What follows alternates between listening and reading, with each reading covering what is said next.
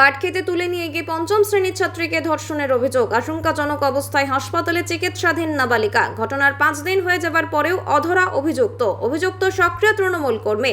তাই পুলিশ অভিযুক্তকে ধরছেন না বলে অভিযুক্তের গ্রেফতারের দাবিতে বুধবার সকালে রাস্তায় নেমে বিক্ষোভ দেখান স্থানীয়রা। সরব হয়েছেন শিক্ষকরাও। এমনকি অভিযুক্তের কঠোর শাস্তির দাবি তুলেছেন কংগ্রেস ও সিপিএমও। মালদহের হরিশ্চন্দ্রপুর থানার মশালদহ গ্রাম পঞ্চায়েতের একটি গ্রামের ঘটনা। যদিও হরিশ্চন্দ্রপুর থানার পুলিশ জানিয়েছেন অভিযুক্তের নামে মামলা রুজু হয়েছে, তার খোঁজের তল্লাশি চলছে। পুলিশ ও স্থানীয় সূত্রে জানা গিয়েছে, পঞ্চম শ্রেণীর ওই ছাত্রী শনিবার দুপুর 1:30 নাগাদ বাড়ির পাশে কানখোল নদীতে স্নান করতে যায়। সঙ্গে ছিল পাড়ার কয়েকজন শিশু। সেখানেই নাবালিকাকে ফসলিয়ে পাশের পাট খেতে নিয়ে গিয়ে মুখে গামছা বেঁধে ধর্ষণ করে বলে অভিযোগ।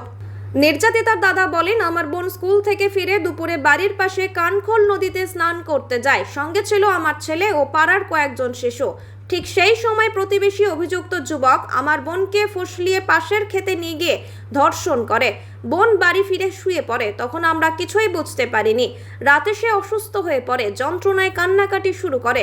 কয়েকবার জিজ্ঞেস করার পর সব কথা জানাই আমাদের। রাতেই তাকে মশালদহ গ্রামীণ হাসপাতালে নিয়ে যাওয়া হয়েছিল। আশঙ্কাজনক অবস্থা দেখে চিকিৎসকেরা চাঁচল সুপার স্পেশালিটি হাসপাতালে রেফার করে দেন।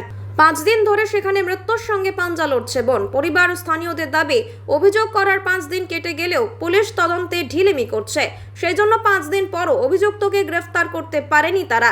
তাকে দ্রুত গ্রেফতার না করলে আমরা বৃহত্তর আন্দোলনে নামব। শনিবারের দিন দুপুর নাগাদ 1:30টার দিকে আমার বোন আরও আমার ভাতিজা, আমার ছেলেরা সবাই স্নান করতে গিয়েছিল নদীতে। স্নান করতে যেয়ে ওই দুষ্ট ছেলে আমার বোনকে গামছা মুখে দিয়ে নিয়ে যেয়ে পাটের ভুঁয়ে ইচ্ছাকৃত ও ধর্ষণ করেছে। যা করার করেছে করে আমরা জানতে পারিনি। আমরা ছিলাম বাড়িতে। এবার যেগুলো ছেলে মেয়ে সব ছিল আরও, ওরা এসে বলছে। তো আমরা যদি তলে ঘুরে যাচ্ছি তো দেখছি রক্তাক্ত অবস্থায় আমার বোন পড়ে আছে। পাটের জমিতে পড়েছিল? হ্যাঁ, পাটের জমিতে।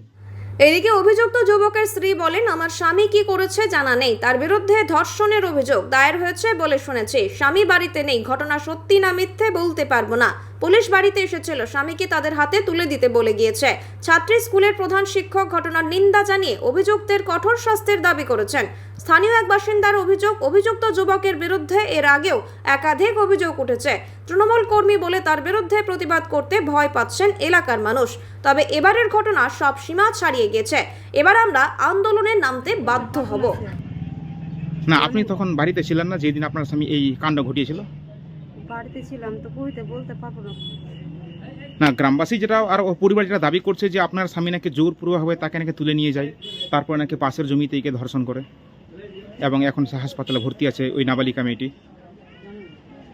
জানি না তো সে।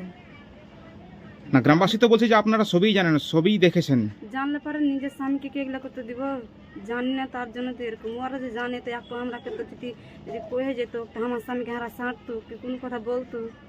সকালেই জানতে পেরেছি এরকম একটা জঘন্য ঘটনা। শুনে আমি খুব মর্মাহত, খুবই দুঃখজনক একটা ঘটনা শুনতে পেয়েছি। এর যথোপযুক্ত যদি ঘটনাটা সত্যি হয় তার প্রশাসন যাতে ব্যবস্থা গ্রহণ করে সেটা আবেদন করব। মানে পারলাম গত শনিবার এলাকারই কেউ আর কি তার সঙ্গে খারাপ কৃত্য করেছে, জঘন্য একটা ঘটনা ঘটিয়েছে। এখন আপনারা কি দাবি করছেন প্রশাসনের কাছে? প্রশাসন এই ঘটনা যেটা খুব জঘন্য ঘটনা, একটা পঞ্চম শ্রেণীর ছাত্রী, পঞ্চম শ্রেণীর মেয়ে, ছোট বাচ্চা মেয়ের সঙ্গে এরকম একটা ঘটনা, এটা মেনে নেওয়া যায় না। এটার প্রশাসনের যথোপযুক্ত ব্যবস্থা গ্রহণ করা উচিত। আপনার স্কুলে পড়াশোনা করতো? হ্যাঁ, পঞ্চম শ্রেণীর ছাত্রী।